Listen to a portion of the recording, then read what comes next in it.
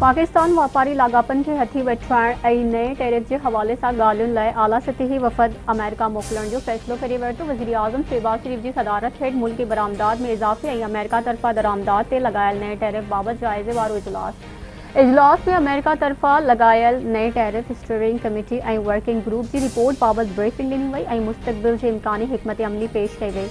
इजलास खे ॿुधायो वियो त अमेरिका में पाकिस्तानी सिफारतखानो मुसलसल अमेरिकी हुकूमत सां राब्ते में आहे। वज़ीर आज़म वफ़द जे जोड़जक दौरान मारूफ़ कारोबारी शख़्सियतुनि जी शमूलियत यक़ीनी बणाइण जी हिदायत कई ऐं चयो त अमेरिका पाकिस्तान जा वापारी लाॻापा केतिरनि ई ॾहाकनि ते ॿधल आहिनि। अमेरिका सां वापारी भाईवारी खे वधीक मज़बूत बणाइण जा ख़्वाहिशमंद आहियूं। वज़ीर आज़म शहबाज शरीफ़ सां अमेरिकी वफ़द जी मुलाक़ात मैदिया जे शोबे में सीड़पकारी ते ख़यालनि जी ॾेवट। वज़ीर आज़म जो ॿितरफ़नि लाॻापनि जी मज़बूती लाइ अमेरिकी इंतज़ामिया सां गॾिजी कमु करण जी ख़्वाहिश जो इज़हार। वज़ीर आज़म मिनरल इन्वेस्टमेंट फोरम में अमेरिका की शिरकत की आजिया कंदे चयो आहे त पाकिस्तान जे मैदिया जे शोबे में वसी मौक़िया मौजूद आहिनि। अमेरिकी कंपनियुनि खे इन तरजीही शोबे में सीड़पकारी जे मौक़नि मां फ़ाइदो हासिल करणु घुरिजे। अमेरिका सां ॿितरफ़ा लाॻापा मज़बूत बणाइण लाइ ट्रंप ऐं उन जी इंतज़ामिया सां गॾिजी कमु करणु चाहिनि था। Army chief general Syed Asim Munir सां अमेरिका जी आला सतही वफ़द जी मुलाक़ात। ISPR मूजिब मुलाक़ात दौरान पाकिस्तान मिनरल इन्वेस्टमेंट फोरम जे हवाले सां ख़यालनि जी ॾेवट। अमेरिकी वफ़द पारां पाकिस्तान जी बारमी पॉलिसी ते इत्मीनान जो इज़हार। आर्मी चीफ ऐं अमेरिका जी वफ़द तरफ़ां ॿितरफ़ा लाॻापनि ते इत्मीनान जो बि इज़हार कयो वियो।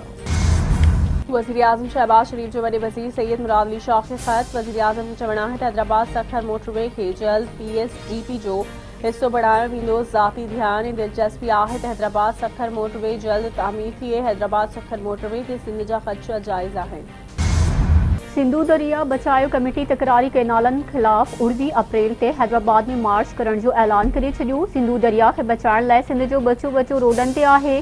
कैनालनि जो ख़ात्मो चाहियूं था। वज़ीर आज़म तकरारी कैनालनि खे रद्द करण जो नोटिफिकेशन जारी करे जेके पार्टियूं सिंधु दरिया बचायो कमेटी में शामिल न हुयूं उन्हनि खे बि तहरीके में शामिल कयो वियो आहे। जामशोरो में सिंधु दरिया बचायो कमेटी जे इजलास खां पोइ सैयद ज़ैन शाह जी प्रेस कॉन्फ्रेंस।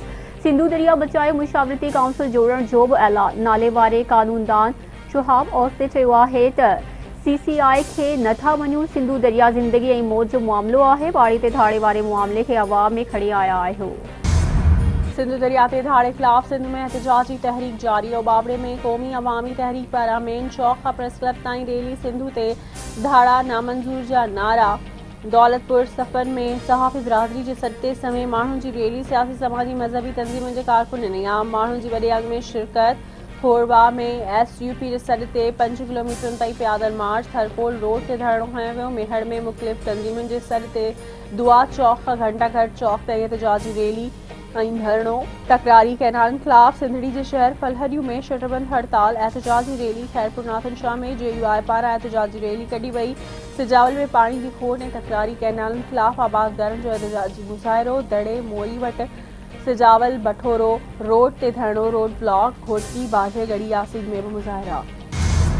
अॻूणे वज़ीर आज़म ऐं नून लीग जे सदर नवाज़ शरीफ़ बलूचिस्तान जी सूरत हाल में किरदार अदा करण जी हामी भरे वरिती। नवाज़ शरीफ़ सां बलूचिस्तान जे अॻूणे वॾे वज़ीर अब्दुल मालिक बलूच जी लाहौर में मुलाक़ात। औरतुनि जी गिरफ़्तारी ऐं ॿियनि मसइलनि ते ॻाल्हियूं। डॉक्टर अब्दुल मालिक जो चवणु आहे त बलूचिस्तान जी अवाम खे नवाज़ शरीफ़ मां मसइलनि जे हल जूं उमीदूं आहिनि। मसइलनि जे हल लाइ गॾिजी कमु करणो पवंदो। नवाज़ शरीफ़ सूबे जी सूरत हाल में किरदार अदा करण ते राज़िपो ज़ाहिर कयो आहे। मुलाक़ात में बलूचिस्तान में जारी धरणनि ऐं जेलनि में क़ैद माण्हुनि समेत सियासी मामलनि ते तफ़सीली ॻाल्हि ॿोल थी। बलूचिस्तान जो मसइलो सियासी आहे। उनखे सियासी तरीक़े सां हल कयो वञे। ख़्वाजा साद रफ़ीक़ चयो आहे त नवाज़ शरीफ़ ख़ातिरी कराई आहे त हू ज़ाती तौर ते दिलचस्पी वठी बलूचिस्तान जे मसइलनि जो हल कढंदो। सिंध जे वॾे वज़ीर सैयद मुराद अली शाह समूरनि सूबाई खातनि खां ऑनलाइन हलाइण जी मंसूबनि जी मंज़ूरी ॾेई छॾी। साइंस ऐं इंफॉर्मेशन टेक्नोलॉजी खे समूरनि खातनि जी वेबसाइट अपडेट करण जी हिदायत। वॾे वज़ीर जो चवणु आहे त हाणे समूरनि खातनि जो कमु वेबसाइट ज़रिए ऑनलाइन थींदो ऐं फाइल वर्क महदूद कयो वञे। समूरनि खातनि खे हिदायत कई वञे थी त 6 हफ़्तनि अंदरि वेबसाइट तयारु कनि। वेबसाइट खे तयारु करण में इंफॉर्मेशन टेक्नोलॉजी खातो हर मुमकिन सहकार कंदो। सिंध सरकार स्टील मिल्स खे बहाल करणु चाहे थी। स्टील मिल्स लाइ 700 एकड़ ज़मीन रखी वई आहे। चाहियां थो त स्टील मिल्स जे मुलाज़िमनि जा मसइला हल थियनि। वॾी वज़ीर सैयद मुराद अली शाह जो स्टील मिल्स जे मसइलनि जे हवाले सां इजलास खे ख़िताब। स्टील टाउन खे पाणी जी फ़राहमी बहाल करण जी हिदायत। चवणु आहे त स्टील टाउन में स्कूल ऐं कॉलेज खे खोलियो वञे। सिंध पुलिस जो ट्रैफिक कानून जी भनकड़ी करण गारनि खिलाफ ऑपरेशन छठी HTV LTV गाड़ियों 382 मोटरसाइकिलों तहवील में वरती वयूं। सीनियर वज़ीर शर्जील इनाम मेमण चवण त सिंध हुकूमत जी हिदायतुनि ते सॼे सूबे में ट्रैफिक कानून ते सख़्ती सां अमल दरामद लाइ मुनज़िम कार्रवाइयूं जारी आहिनि। कार्रवाइयुनि जो मक़सदु शहरनि जूं जानियूं महफ़ूज़ बणाइण, रोडनि खे मुनज़िम रखण ऐं कानून जी भनकड़ी कंदड़ अंसरनि खे कानून जे कटड़े में आणणु आहे। सिंध जे सीनियर सूबाई वज़ीर शर्जील इनाम मेमण पारां कंटेंट एंड प्रोडक्शन बोर्ड जा मंजूर थियल मनसूबा वक्त सिर मुकम्मल करण जूं हिदायतूं। सीनियर सूबाई वज़ीर शर्जील इनाम मेमण जी सदारत हेठि इतलात खाते जो अहम इजलास कंटेंट एंड प्रोडक्शन बोर्ड जी मंजूर थियल मनसूबनि ते ख़यालनि जी ॾे वठि। शर्जील इनाम मेमण जो चवणु आहे त सिंध हुकूमत तरफ़ां शुरू थियल हे मनसूबा न सिर्फ़ अवामी आगाही लाइ अहम आहिनि, पर उन्हनि जो मक़सदु सिनेमा इंडस्ट्री जी बहाली, नए टैलेंट खे हथी वठण ऐं रोज़गार जा मौक़िया पैदा करण आहिनि। सिंध हुकूमत प्रोडक्शन मनसूबनि ज़रिए क़ौमी इतिहाद ऐं यकजहती तोड़े हुब्बुल वतनी खे हथी वठण चाहे थी। मनसूबनि ते पूरी संजीदगी, महारत ऐं ज़िम्मेवारी सां अमल कयो वञे त जीअं मुक़रर मुद्दे में उन्हनि जी पुॼाणी मुमकिन थी सघे। सिंध में रहंदड़ हिंदू बिरादरी हितां जा क़दीम ऐं असल रहवासी आहिनि। हिंदू बिरादरी सिंध जे वापारी, तालीमी ऐं ॿियनि शोबनि जी तरक़ी में अहम किरदार अदा करे थो। चेयरमैन बिलावल भुट्टो ज़रदारी वाज़े कयो आहे त अक़लियतुनि सां ज़्यादती बर्दाश्त न कई वेंदी। सिंध हुकूमत हिंदू बिरादरी जा मसइला तरजीही बुनियादनि ते हल करे रही आहे। लाड़काणो ऐं सखर डिवीज़न में धाड़ियुनि ख़िलाफ़ सख़्त कार्रवाई कई थी वञे। असां हिंदू बिरादरी जी ख़िदमतुनि खे तस्लीम करियूं था। वॾे वज़ीर सैयद मुराद अली शाह जो हिंदू बिरादरी जे मसइलनि जे हवाले सां इजलास खे ख़िताब।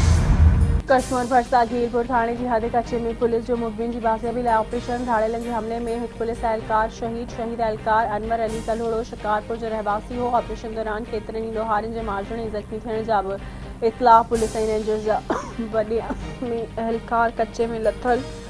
सिंध जे घरू वज़ीर ज़ियाउल हसन लंजार कचे में एहलकार जी शहादत जो नोटिस वरितो। पुलिस खां रिपोर्ट तलब। शहीद अनवर अली कल्होड़े जे डिस्ट्रिक्ट पुलिस हेडक्वार्टर कंदकोट में जनाज़े नमाज़ पढ़ाई वई। DIG लाड़काणो समेत मुख़्तलिफ़ अमलदारनि जी शिरकत। जनाज़े नमाज़ खां पोइ शहीद एहलकार खे सलामी ॾिनी वई। सखर जे कची वारे इलाइक़े मां मुबैना तौर अगवा थियल पोरियत रफ़ीक दुरानी बाज़ियाब थी घर पहुची वियो। भाउ पारां तस्दीक़ कुझु ॾींहुं रफ़ीक दुरानी अलीफ कचे वारे इलाइक़े में ज़मीन तां अगवा थी वियो हो। नौजवान पाण मुरादो बाज़ियाब थी घर पहुतो। वारिसनि में ख़ुशी जी लहर छाइजी वई। इतलाह ते पुलिस पहुची नौजवान खे थाणे ते वठी वई। पुलिस तरफ़ां मुक़ाबिलो ॾियण ऐं बाज़ियाब कराइण जी दावा करण जा बि इम्कान।